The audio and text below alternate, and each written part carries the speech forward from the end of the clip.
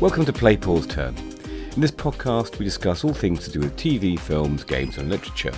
We give our thoughts on the media we've been enjoying, old or new, and comment on anything topical. Now, it's just me and Alex today. Circumstances have contrived to reduce the numbers. I am suffering a little bit from the lurgy, COVID, so excuse me if I cough during the podcast. I think Alex is in rude health. Are you all right, Alex? Yeah, I'm all right. I'm not bad. It's hot. It's hot, then yeah. Englishmen always say that. Yeah, mad dogs Englishmen. So we are recording a day before the amber and red alerts kick in the UK.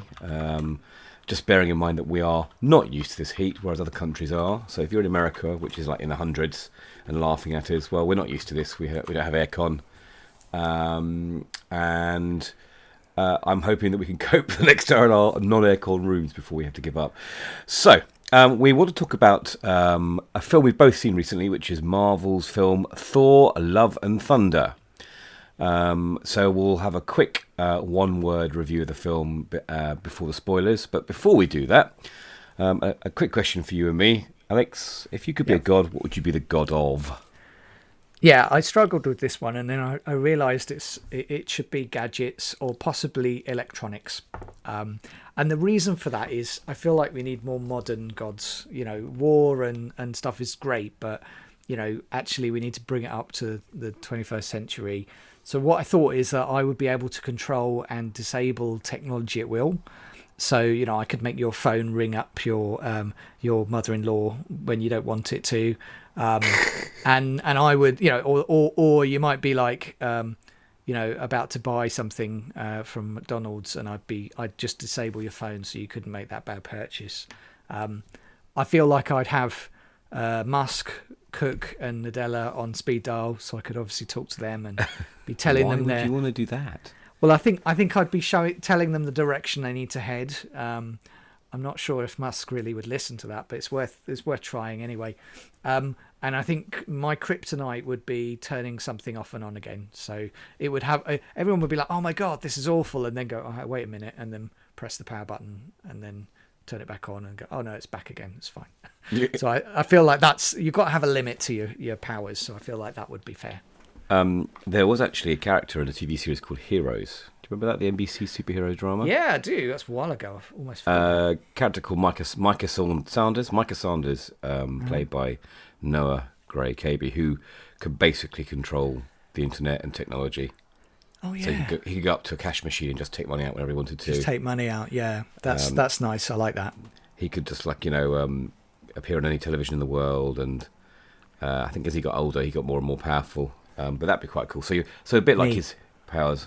Yes. In this world definitely. we live right now, you'd be probably the most powerful god of all, wouldn't you? Really, with technology.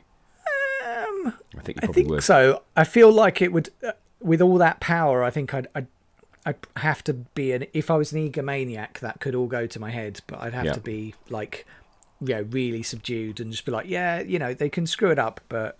You know, if they really do anything bad, then I'll get involved, and then you could put your hand outside of through every screen of every internet troll, just slap them around the cheeks, couldn't you? Yeah, that would be satisfying, wouldn't it? Just be like they're just about to post something, and it's just like no, and then big slap, and it's like oh, okay. Maybe the screen would show that comic panel from Batman where he slapped Robin as well. Yeah. I would be the god of fridges. Because everyone's saying, good. God, I'm so hot. So they're literally calling me right out there and then. And I'll call them down. Please make it less hot. It is so hot. That's what I thought of really, is being the god of fridges. Nice. Bobby, who can't be with us, he did actually write something down about this. And he said he'd be the god of fashion. And he's just got one sentence here which says, there'd be no badly dressed people on my watch. So there you go.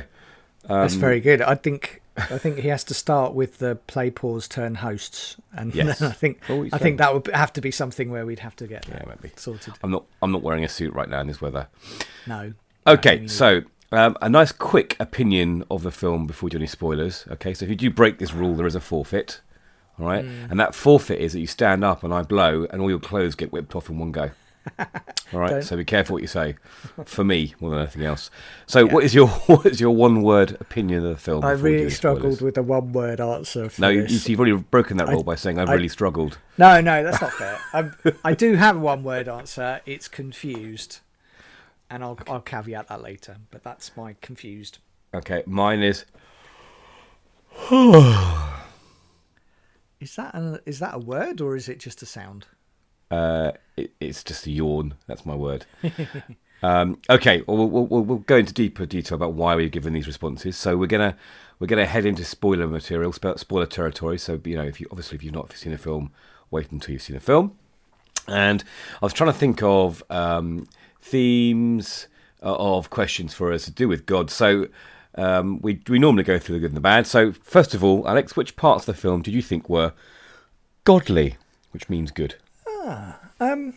So it's going to sound a bit bipolar, this, because I'm going to talk about things and then I'm also going to criticise them later. But I thought that the locations were rich and very fantastical. They really popped out of the screen. I think that's just the cinematography and the choice of colours and stuff. There weren't, apart from one section of the film, there weren't any dull visual moments.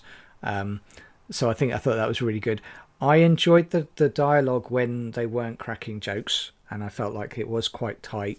I think partly because they had quite a lot to crack through, and so I felt like when they got onto the actual plot line, they were like, right, well, we've got to cover this, we've got to cover that. So and I thought that was good because it made it really, really tight in that respect. I like the premise of gods being obliterated and the God Butcher. I thought that was great because it's always good to have some stakes, and that's not always apparent in Marvel. So I thought that was good. I did enjoy the gags, including some of the really cringeworthy ones, like the goats and the clothes being flicked off. And the Van Damme moment was hysterical, which we'll talk about a bit later on.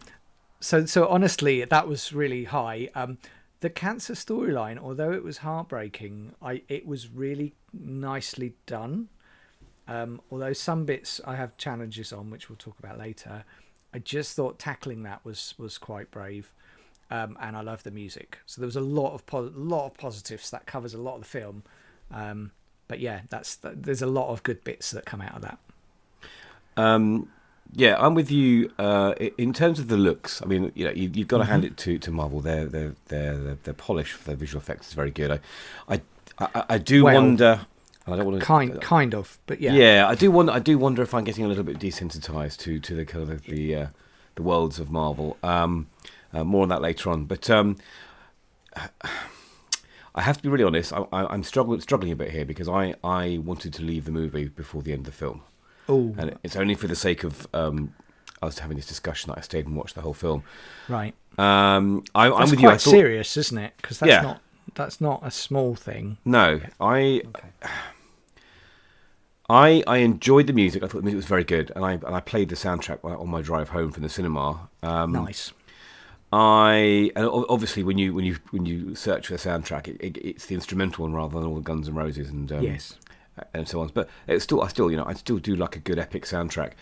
I enjoyed Russell Crowe's accent. A lot of people are giving him grief for that. I thought for me he was quite entertaining. I quite enjoyed that because it was actually for a gravelly, not recently had much work Australian, to produce an accent that I thought was actually quite. I mean, it wasn't obviously authentic, but it was kind of a hilarious kind of. It wasn't meant to be serious. No, exactly. This is the point. If you took it seriously, you completely missed the whole point of his character. But but yeah, no, you're right. That was quite funny and also a bit unexpected because you didn't know how he would come across because he's done some.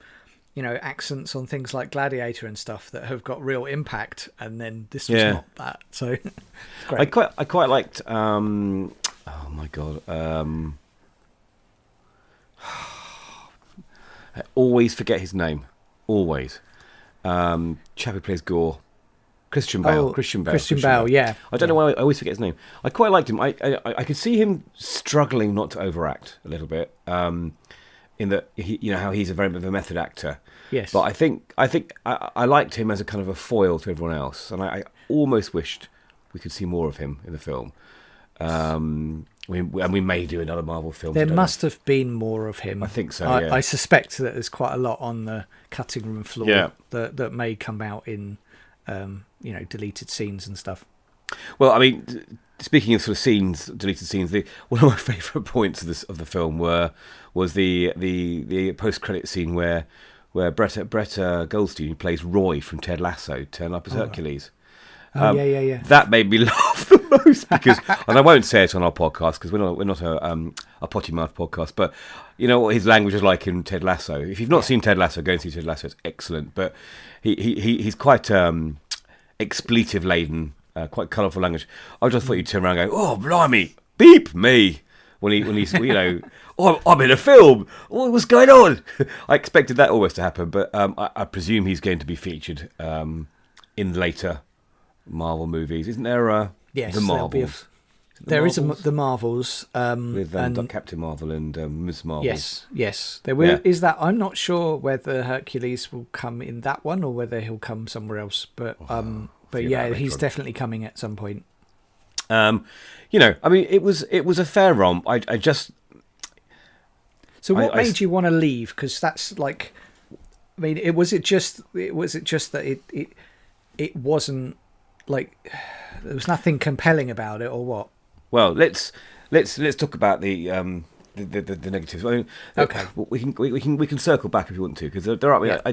Visually, I thought it was very nice, and you know, and there were some funny bits in it which I tweeted out when under his breath when Korg mentioned that it looks more like a courgette to me. I thought that was quite funny when he made a penis joke. Yeah. But yeah, no, I don't think for me I was that taken by the storyline. And we'll talk about some of the jarring aspects of the story when we talk about our section where the film deserves to get stuck by the Necrosword, which is our next section. But I just remember, it's not often I think to myself, I wouldn't be a problem to leave now. I wonder if that's because I know later on I can rewatch it on Disney Plus. Yes. Whereas if it was a film that I wouldn't see for a long time until it came to streaming, I just felt like, you know what, I could be doing something else now, and I've never felt that. I've not felt like that in a film for a long time. Yes. So that's kind of my feeling. I just wasn't bothered about the storyline. I knew the kids would be all right. Yes. Marvel, Disney are not going to have a film where kids get killed, are they? No. In high numbers, at least anyway.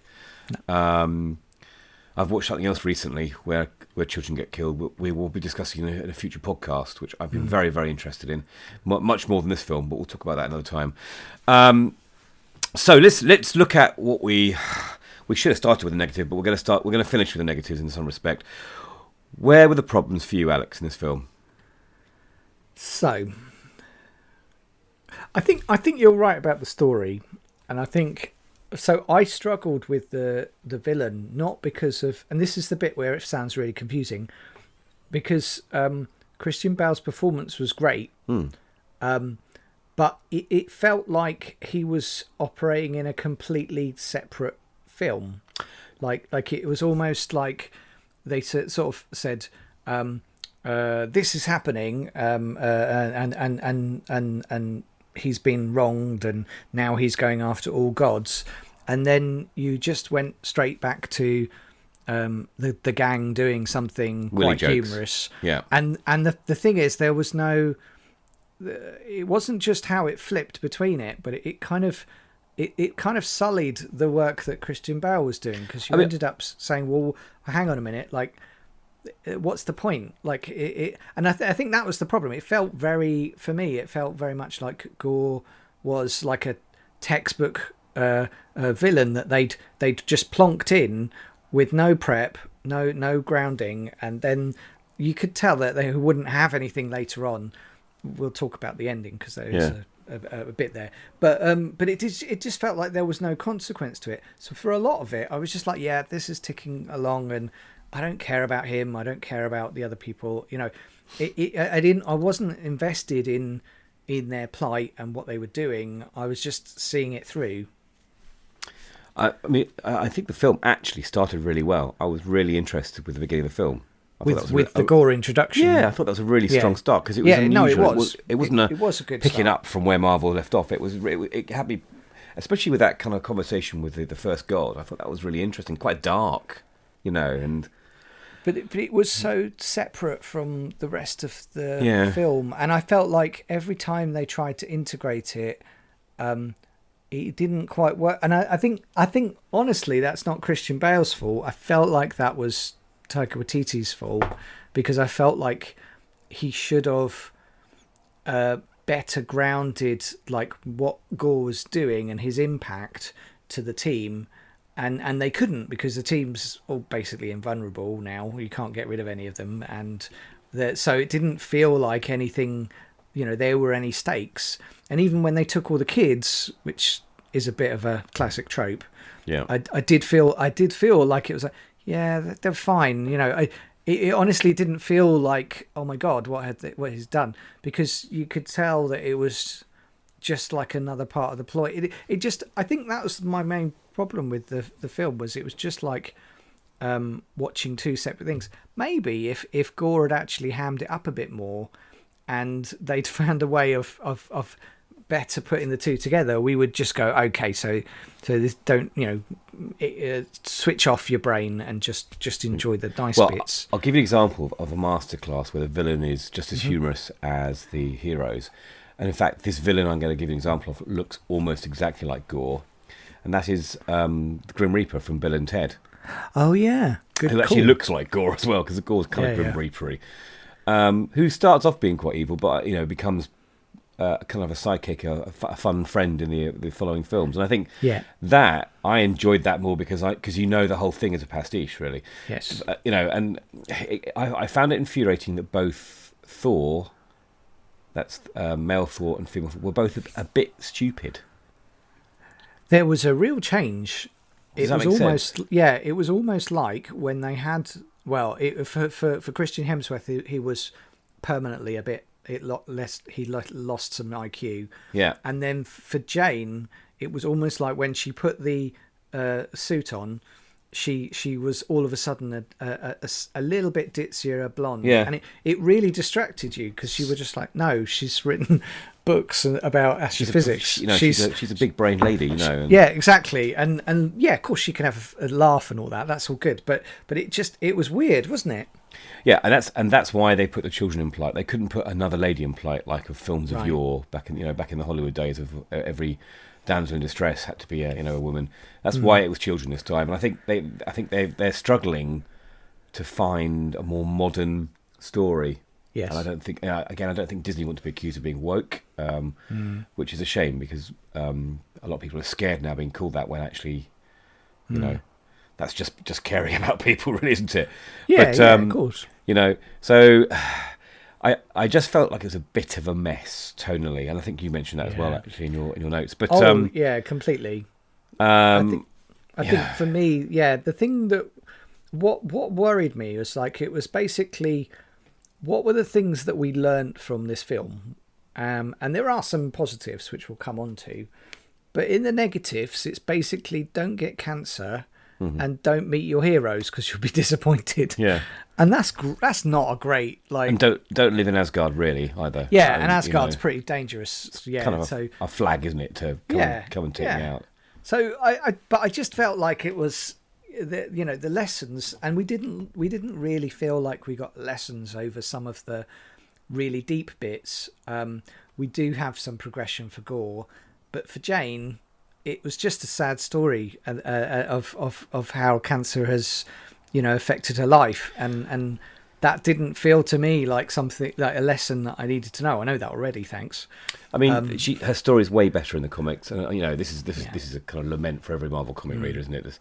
Comics are always better, because you're not limited by budget, you're not limited by actors, and you can draw what you want. I mean, there was a couple of nice scenes in the film, if you read the comics, which are almost carbon copy frames. Mm-hmm. From the comic, like there's the image in the snow with Thor and Korg standing on that mount, looking at the large sort of dinosaur creature that had been killed, that was a god. Yeah. And he looks a bit scary, isn't he? And Thor said, well, actually, he was quite nice. Actually, that's actually from the comic, and that's really nice. But there's some amazing stuff with Jane Foster Thor. Mm-hmm. There's some cool things about Thor being upset about not having the hammer, and which humanises him, which makes you want to, empathise with his plight more. And it just felt much more like a Saturday morning cartoon for me.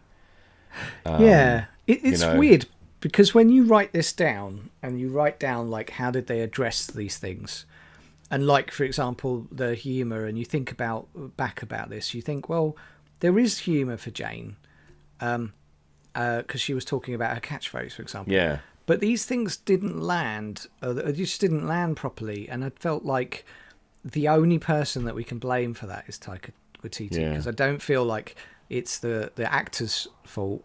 I feel like, you know, he's timed things wrong, and I think that's what makes it frustrating, because you look at it on paper and you go, yeah, it's a whirlwind story and we've got some real peril and things happen, and we go, oh cool, that's a tick then, I'll green like that. And then when you watch it, you kind of go, I'm angry, but I don't. It's really hard to explain why I'm angry, because it's like you took something that could be really good and you've made something that was enjoyable, but still frustrating. And it's that frustrating bit that kind of takes the shine off it a bit. Anyway. So let's talk about how the actors have been used. I mean, there's been a lot of discussion about poor old Tessa Thompson, who I felt a bit sidelined in this film. I was a bit confused that we didn't have, in the final battle scene, didn't have Valkyrie, who is literally, you know, her warrior, being a warrior is her thing, and she's meant to be transporting the dead to Valhalla. You know, that's one of the things that the Valkyries do. Instead, I mean, it was sweet that she was kind of the king of Asgard and more of an administrator than anything else, and everyone turned to her for help and advice. But I just felt like she could have been so much more epic and used in this film. It did feel like for some of it she was just written out. Yeah. Like, you know, just window oh dressing. yeah, sorry, I've got my I've busted my leg. Yeah. I think it was, and it did feel like very much like, well, what happened? Like, could she not do it, or, you know, was there a problem? But if that was always planned, then it just didn't feel like it made sense. What are your thoughts on the other actors, Alex? So I like Natalie Portman's performance. I didn't think she would come back to Thor, so I was pleased when we found out that she would come back.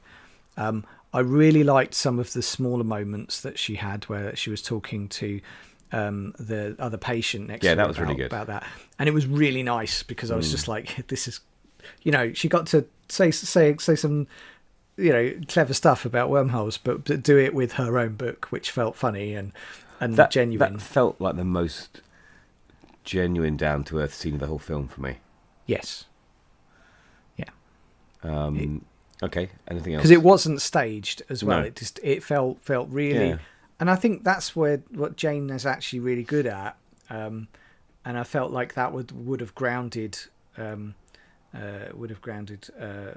Thor's sort of extravagance or kind of just going off, but it didn't really work that way. So, yeah. What else did I have? I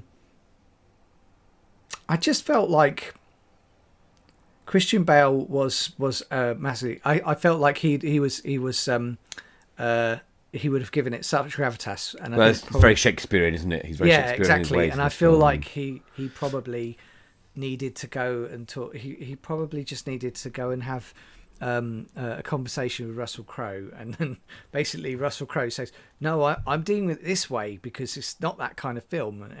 But it would have. I mean, it wouldn't have ruined it in a different way, but yeah, it was. I felt like he wasn't the right character. There should have been someone else that maybe could have better played that. We could have given him something meaty, someone else. You know, there wasn't. It wasn't his fault. I felt like the fault was very much the film. But I think that's his challenge is do light Christian Bale, because you've been, you know, wronged by gods, and you've by the belief of gods, and you've lost your daughter. It's like, well, we can't do that. You know. They're pitching the sympathetic villain again, aren't they? They're trying to anyway. Yeah. It was difficult for him. Yeah. No, I'm with you. I mean, Natalie Portman's always nice to watch. She's got a good range, you know. Mm-hmm. And I'm not sure she needs to be the comic relief as well in films. I think maybe that's... Yeah. It's a strange kind of balance. But yeah, I mean, Hemsworth, he was Thor. It's his character, and he's kind of played that throughout the films, maybe to a lesser degree. So I can't really blame him for being doing what he's been doing. I am concerned. There's news about possibly Waititi's Star Wars film being cancelled. And I wonder if that Really? news, yeah, well, it's uncertain. I wonder if perhaps the feedback from this film has influenced that a little bit as well, because I'm not sure this humour at this level would fit a Star Wars film. I don't know. Yeah, I think probably they'll have to take the reins a bit more. Yeah. Than maybe they were thinking they had. I think that's one of the challenges is if you give someone like Taika Waititi free rein, this just shows that it doesn't always go like absolutely great. As a money spinner, this is great. Like it's still going to earn Marvel loads of money. Give us the figures. Go on, Alex. I'll put you on the spot there. Oh yeah, Whilst you're looking, have a look for it now. Oh yeah, I've got them now. So opening weekend was 145,000 in the US alone. It's grossed pretty close to half a billion. Sorry, 145 million. Right. And it's grossed 400. It's close to half a billion already, and its budget was 250,000. 250 mil. So it will make a profit. It won't be a billion like some of the other stuff, but it's doing well, and it's not like a key. This has always been an extra one, hasn't it? It's always stood on its own. So it's not done bad at all. And for a lot of the people watch it, they'll be like, yeah, this delivered most of what I had in Ragnarok. So. I think they're saying it's the fifth most highest grossing Marvel movie, which is not bad considering. But everything gets more expensive, so it's like it's easier in a way, and more people, like as you grow through Marvel, you bring in more people along with on that journey, so it's not as hard to do the highest grossing as it used to be. So I feel like it's this isn't. This isn't like as bad like Eternals or anything, but it's just I don't think it would be. This might be a civil war or something. I mean, Eternals had other issues. I think they just it was a bit of a misstep in terms of the actual content, the material they used there. So we talked a little bit about the design and VFX. I mean, the big story at the moment is that a lot of VFX artists are calling out Marvel, even ones that actually worked or have worked in the past for Marvel, about working conditions. And it's kind of started from the criticisms of that fight scene from Black Panther. Okay. At the end of Black Panther, when the two main characters fight on that sort of monorail. And I follow a lot of VFX artists' YouTube channels, and so I see a lot of breakdowns, and a lot of the explanations are that much like crunch in video games development, a lot of the teams of artists are doing quite a lot of work, longer hours than necessary, but for less pay. And as you said before, that movies get more expensive, and I wonder if Marvel perhaps are, in terms of balancing their books, and maybe cutting a bit off here and there for the VFX, which seems to me strange, because these movies are famous for their effects. They are big blockbuster special effects movies, and if you look back at the most recent Doctor Strange film, I thought that was really solid in terms of effects. Yes. And there are plenty of scenes in this film. There's when they enter the world of the gods. It kind of looks like an M.C. Escher painting with more grass and plants, doesn't it, really? Or a scene from Labyrinth, all the steps in different directions. That looked really nice. You said earlier on that there are some scenes that you felt were a little bit, not janky, but kind of weren't as pleasing as normal. Yeah, it's. I think the thing is they really hyped up the. They really hyped up the HDR, so when you were watching it in a cinema, it just meant that there was lots of contrast between sort of dark and high bits, but they did that a lot with color as well, which is good. But I think the thing is, there's also really lazy bits. So I think some of the fights, some of the what was it, the moment when the glass temple that Oh yeah, it drops. Thor, and that completely just dropped. So it didn't feel like it was connected to the whole thing. It really was pasted in the background. Yeah. And I felt like a lot of those were, you know, I think it was partly because there were some visual gags. You know, want this to happen, we want this to happen, we want this to happen. But because they were very focused on getting into the next thing, I felt like they didn't really, you know, come back and say, no, that's not working properly. This didn't work. So it felt like some bits of the CGI were like quite obvious, like lazy editing, where it felt pasted, or it felt, you know, even the Bifrost was pretty good, but some of the areas with the goats, for example, they just felt really fake. And we know they're fake. It's not like we're not expecting it to be perfect. But I felt like there's a level of quality that wasn't there as much as we might like.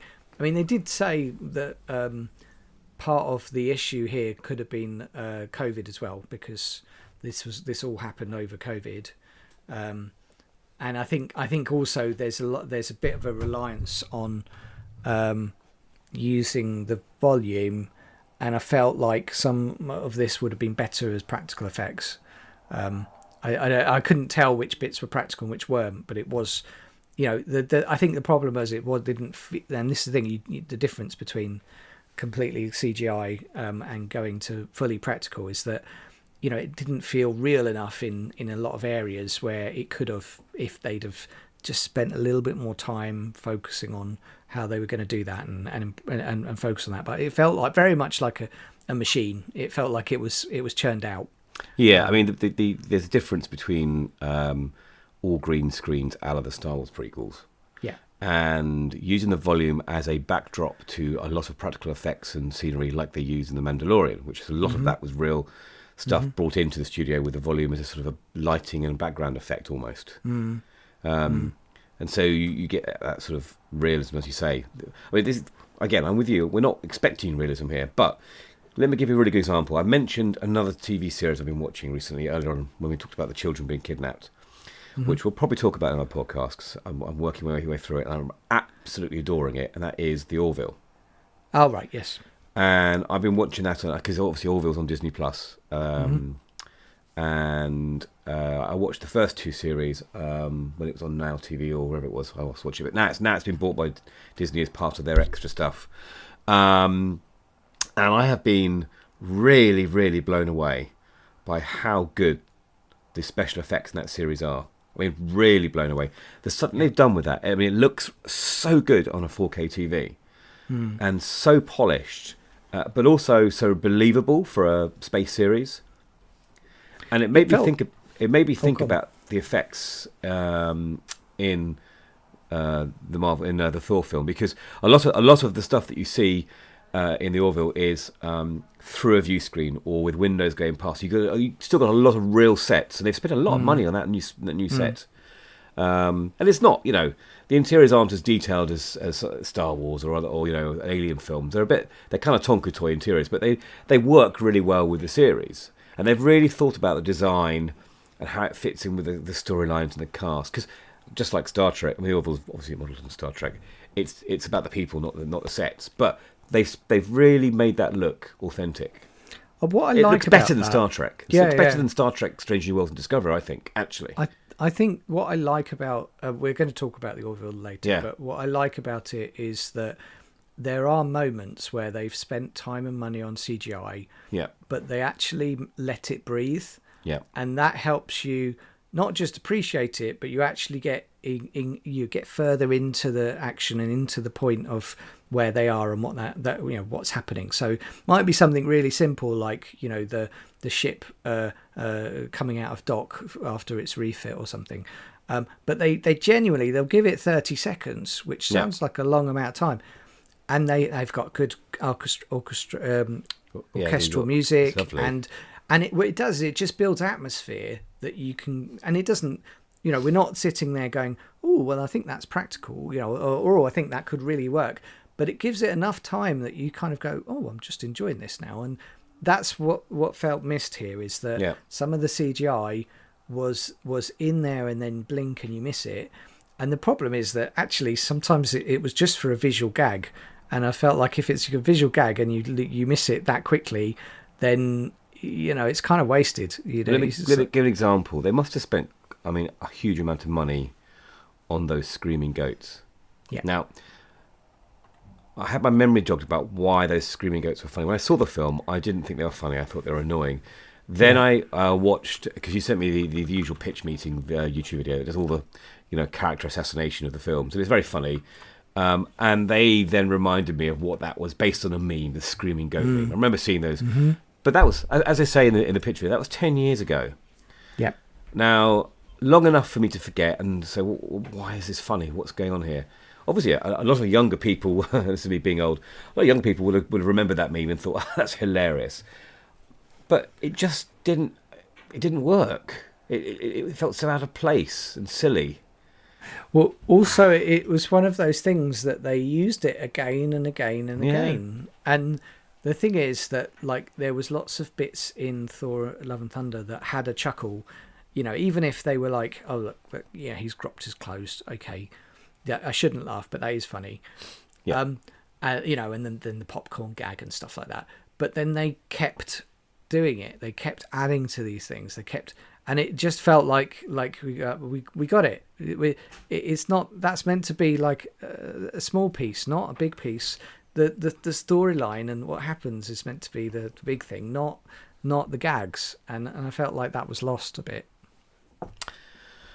So I think we'll skirt over the whole cancer storyline. We talked about that. I think Yes. There's 2 points of view here. I think some people talked about maybe there should have been a trigger warning for the film. And maybe that's over. It's hard to Overly explain sensitive. this really. Oversensitive. Yeah, Well, I do think it's valid, but also I think this is a movie. Yeah. It's going to cover real life topics. Some of them are going to be a bit sensitive, but mainly for those that have been affected by that. It's not Disney's responsibility to cover that. It's the same as Guardian Galaxy, the first or second Guardian Galaxy, Yeah, where his mum dies. Yeah. And it's a similar thing. If your mum has died, you're going to find that bit a bit hard. But that doesn't mean that you need to have a trigger warning that says, oh, by the way, this might happen and that might happen. It is sadly a very, very common fact of life. I had a recent close member of my family die from cancer, and I wasn't offended by this film. And I thought it was actually quite nice to see more awearness of it, more than anything else. I just treat it as a facet of life. The thing is, and that's without, we're not going to dwell on it, but the thing for me was the futile nature of cancer wasn't really respected in this. I think it really felt like it was a throwaway element, and I think we needed a bit more time to do that, but we didn't have it. And I think that's where it was, some people would be like, oh, well, why did you put it in then? Or why was it that way? So I think that's the challenge, is that the bits that you should have dwelled a little bit more on, they didn't. And then the bits that really weren't that important, it felt like they really over dwelled on that. It's just that balance, and that is solely about editing and about directing. I think the personality of Taika Waititi really comes out in this respect, isn't it? Yeah. Okay, so finally, let's speculate a bit about the next stage. Now, I haven't got. We're currently in phase 4, aren't we? Yes. I'm finding phase 4, give or take a couple of films, not as strong as the other films at the moment. We don't yet have it coming together yet. No. So it feels very much like lots of strands of spaghetti that haven't yet made it to the bowl, and without that, without that bit that you can see coming up, it's quite hard to get excited about that. Yeah. They gave us a roadmap a while ago, didn't they? Yes. So far in phase 4, we've got through. It started with WandaVision, and it's gone through. Black Widow, I thought was fine. I enjoyed that. The Eternals kind of fell flat a little bit for most people. Mm-hmm. Spider-Man No Way Home was very good. Yes, very good. On the whole, I struggle with Moon Knight. Okay. Doctor Strange, I enjoyed. We talked about that in our previous podcast.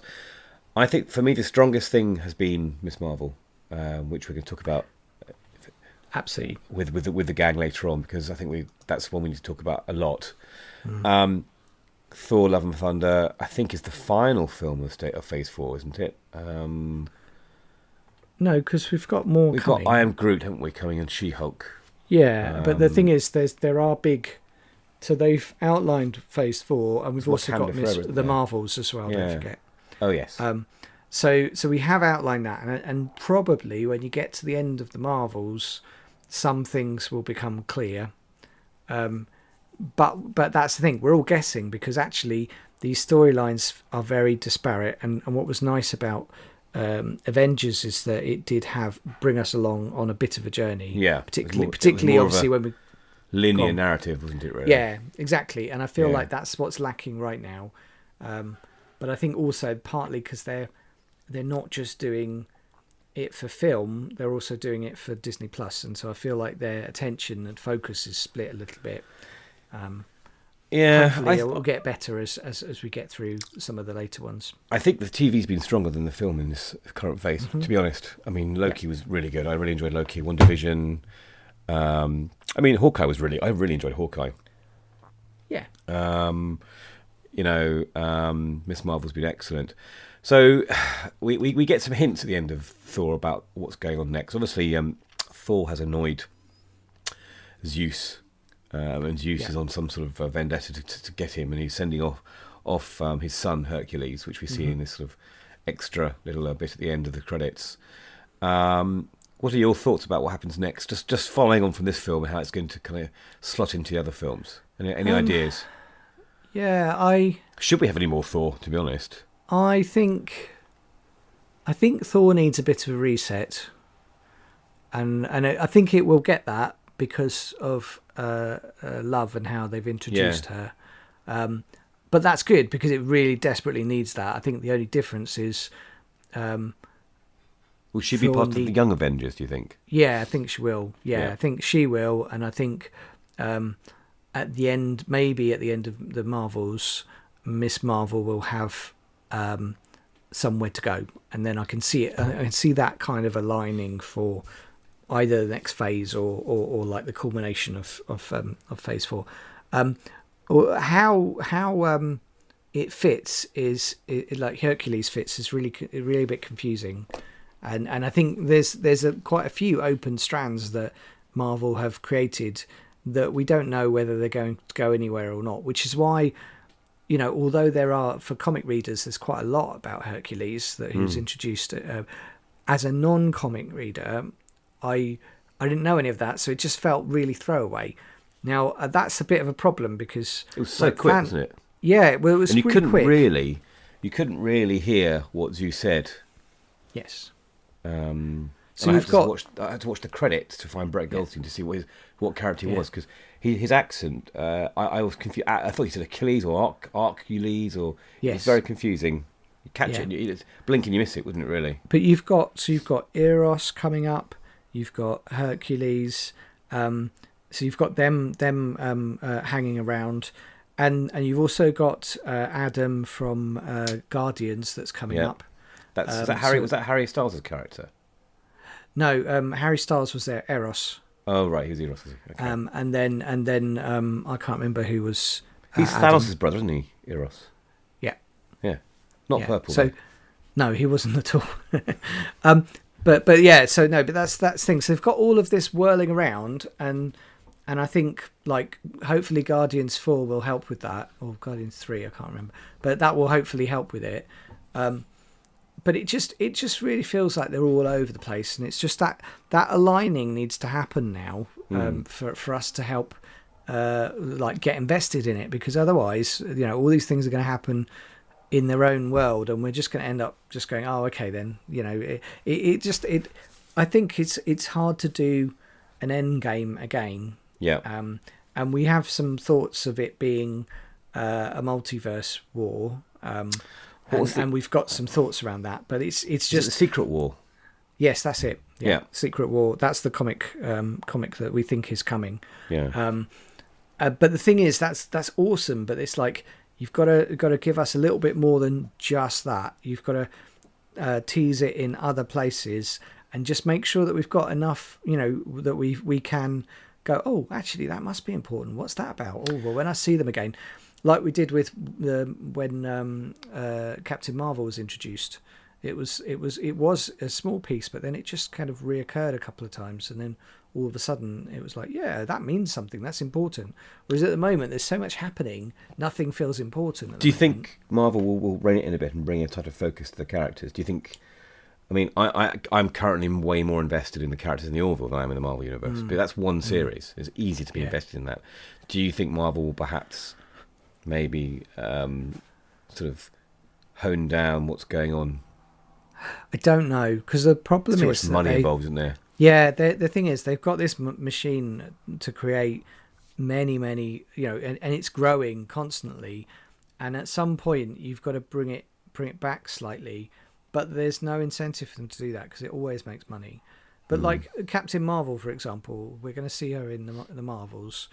I really hope that we can get more about her and how she beds in.